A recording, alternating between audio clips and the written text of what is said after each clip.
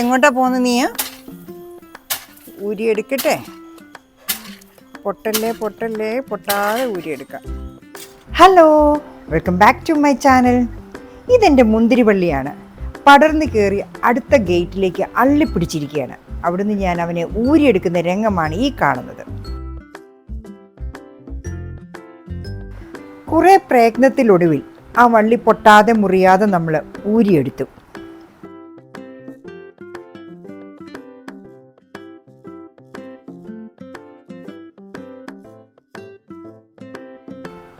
എൻ്റെ മുന്തിരി നല്ല രീതിയിൽ വള്ളിയിട്ടു, നല്ല തഴച്ചു വളർന്നു നിൽക്കുകയാണ്.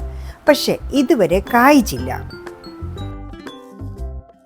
പണ്ട് വേറൊരു മുന്തിരി ഇവിടെ ഉണ്ടായിരുന്നു, അതിനെ വെട്ടിക്കളഞ്ഞു. അതിൻ്റെ തൈയാണ് ഇപ്പം കിളിച്ചു വന്നിരിക്കുന്നത്. ഇത് പക്ഷെ എൻ്റെ കൂടെ കൂടിയിട്ട് 8 വർഷം.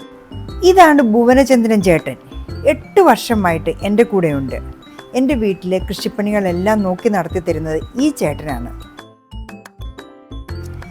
ഈ വർഷം മുന്തിരിയെ കായ്പിക്കാനുള്ള ചെറിയ പൊടിക്കൈകളൊക്കെ ചേട്ടൻ ചെയ്തു തരികയാണ്.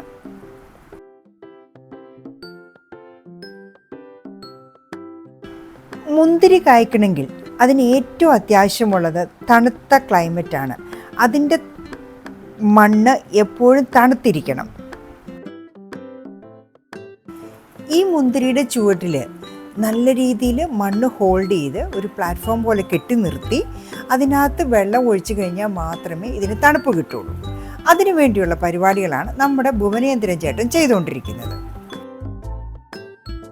ഉപയോഗശൂന്യമായി കിടന്ന ഗ്രാനൈറ്റ് പീസും മാർബിൾ പീസും എല്ലാം നമ്മൾ റീയൂസ് ചെയ്യാൻ പോവാണ്. മണ്ണ് ഹോൾഡ് ചെയ്ത് നിൽക്കാൻ വേണ്ടി ഒരു ബൗണ്ടറി വാള് വേണം. അത് എന്ത് വെച്ചാണേലും ഉണ്ടാക്കാം.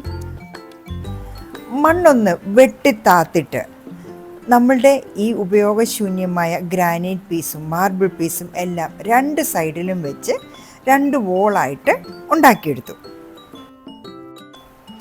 ഇപ്പോൾ 2 സൈഡും റെഡിയായി കഴിഞ്ഞു.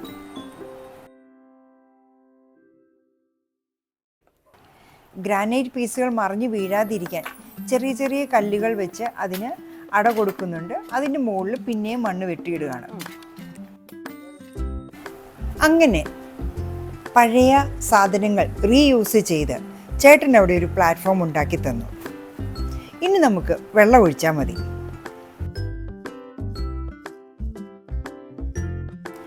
ഈ ഗ്രാനൈറ്റ് പീസും മാർബിൾ പീസും ഇല്ലായിരുന്നെങ്കിൽ ചേട്ടൻ്റെ കണക്ക് പ്രകാരം 50 താവൂക്കെങ്കിലും മിനിമം വേണം ഇവിടെ ഒരു പ്ലാറ്റ്ഫോം റെഡിയാക്കാനായിട്ട്. എത്ര രൂപ ലാഭിച്ചെന്ന് നോക്കിക്കേ. മറു സൈഡിൽ പൊട്ടിക്കിടന്ന 2 ടൈല് പീസുകൾ വെച്ച് അവിടെയും ഒരു വോൾ ഉണ്ടാക്കിയെടുത്തു. ടൈല് വെച്ചല്ലേ ഈ സൈഡ് കണ്ടാ. പിന്നെയും കുറച്ച് മണ്ണൊക്കെ ഇട്ട് അവിടെ ഒരു നല്ലൊരു പ്ലാറ്റ്ഫോം ക്രിയേറ്റ് ചെയ്തു. ഒരു എലിവേറ്റഡ് പ്ലാറ്റ്ഫോം തന്നെയാണത്.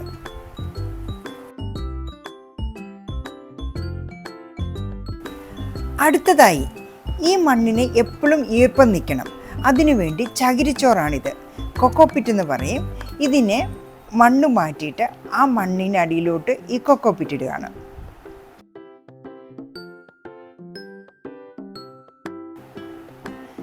ഒരു കുഴിയെടുത്തു, അതിലേക്ക് ഈ കൊക്കോപ്പൊടിയെല്ലാം ചകിരിച്ചോറ് പൊടിയെല്ലാം കൂടി ഇട്ടു. അതിനുശേഷം ചേട്ടൻ അതെല്ലാം മണ്ണിട്ട് മൂടിയിടും.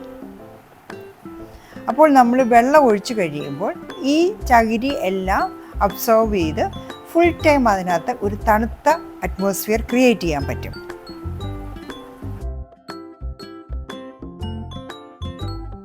ചാണകപ്പൊടിയും എല്ലും പൊടിയും നേരത്തെ തന്നെ വളമായിട്ടിട്ട് കൊടുത്തിരുന്നു.